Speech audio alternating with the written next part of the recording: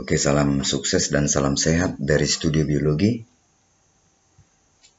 Materi kita pada pertemuan ini adalah Monera bagian kedua, yaitu mengenai penggolongan bakteri.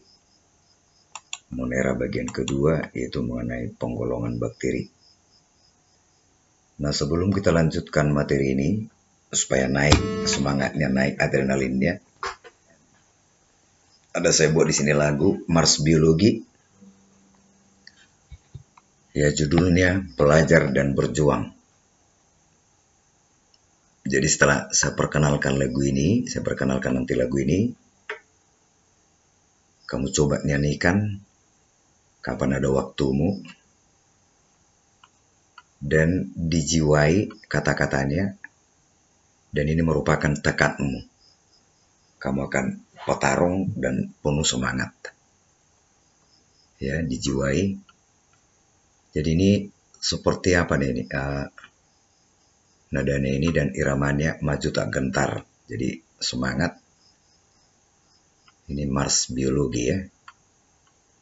Nada dasar Do sama dengan F atau tergantung suara kita.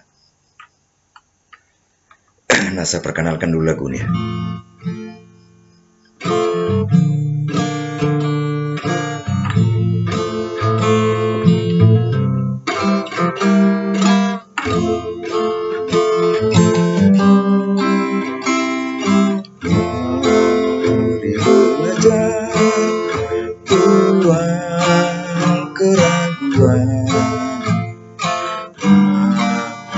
Belajar rintis masa depan. Aku berjuang wujudkan harapan. Kerja keras pasti kita menang. Aku berdoa mohon pendampingan. Aku bersujud Tuhan menolongku. Bangunlah tekad, ingat orang tua. Langkahku pasti dengan iman teguh. Belajar, berjuang, berpikir positif dan tenang. Belajar, berjuang, berdoa, majulah menang. Belajar, berjuang, berdoa, majulah menang.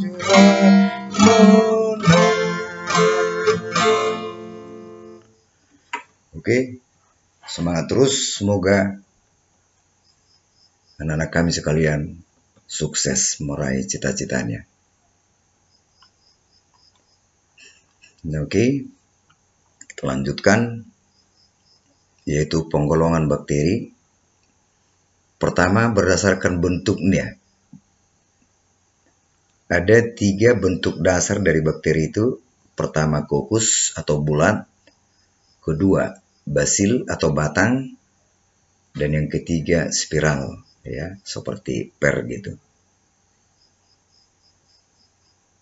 Nah, yang pertama, kokus itu, tipe-tipe kokus itu, pertama monokokus.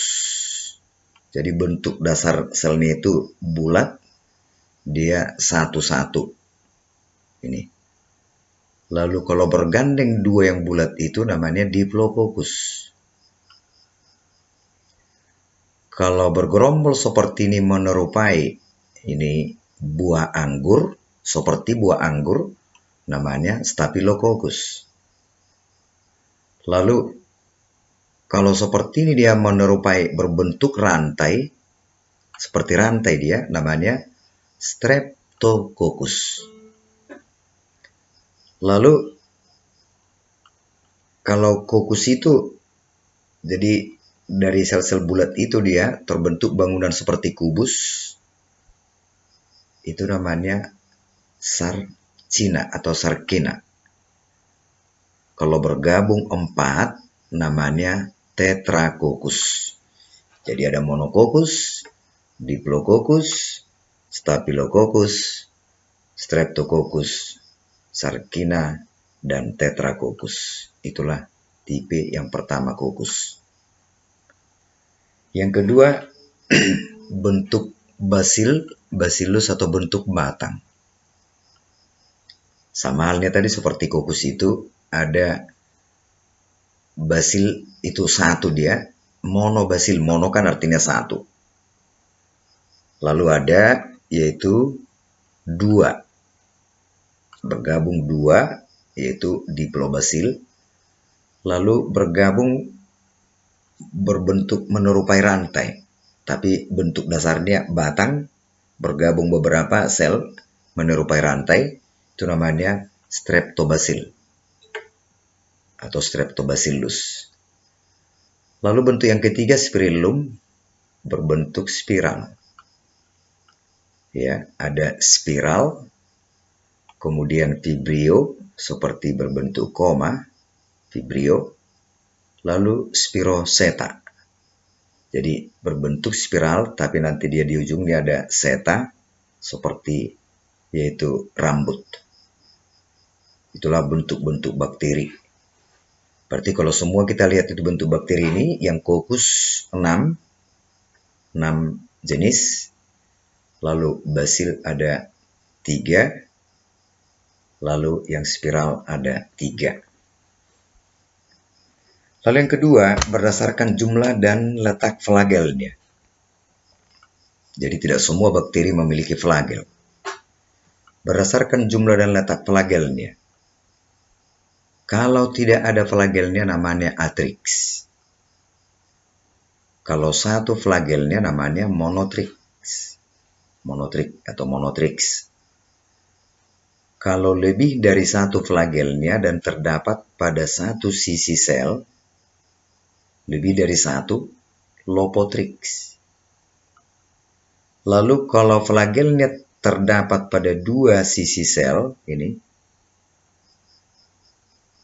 sisi selnya pada 2 sisi sel, berarti ini kan kita sebutkanlah itu amphitrix. Kalau pada seluruh permukaan selnya itu ada flagel, ini flagelnya, disebutlah peritrix. Ya, disebutlah peritrix. Jadi kamu ingat nanti di sini saya buat misalnya gini kan, yaitu palmat, gini ya, palmat. Ini cara mengingatnya gitu. Ini at kecil ya. Peritrix. Peri, seluruh permukaan selnya ada flagel. Trix itu ganti dengan flagel. Amphitrix, amphi kan 2. Ya. Jadi flagelnya terdapat pada 2 sisi sel. Lopotrix, flagelnya lebih dari 1 terdapat pada 1 sisi sel. Monotrix, ya mono, 1, flagelnya 1. Atrix artinya tidak. Atrix artinya tidak memiliki flagel. Lalu berikutnya klasifikasi bakteri itu yaitu nanti ada berdasarkan cara memperoleh makanannya, ada berdasarkan cara memperoleh makanannya, ya, dan ada berdasarkan yaitu respirasinya. Ada berdasarkan respirasinya.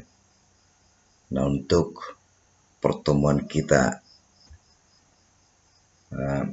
bahasan kita pada pertemuan sekarang ini, yaitu sampai di sini dulu. Jadi tadi kan bakteri berdasarkan bentuk dia, berdasarkan jumlah dan letak flagelnya. Jadi kalau berdasarkan respirasinya nanti ada 2, bakteri aerob dan bakteri anaerob. Lalu berdasarkan cara memperoleh makanannya ada bakteri autotrof dan ada bakteri heterotrof. Lalu berdasarkan komponen dinding selnya ada bakteri gram positif dan ada bakteri gram negatif. Oke, sampai di sini dulu pertemuan kita. Atas perhatiannya kita ucapkan terima kasih. Tetap semangat ya.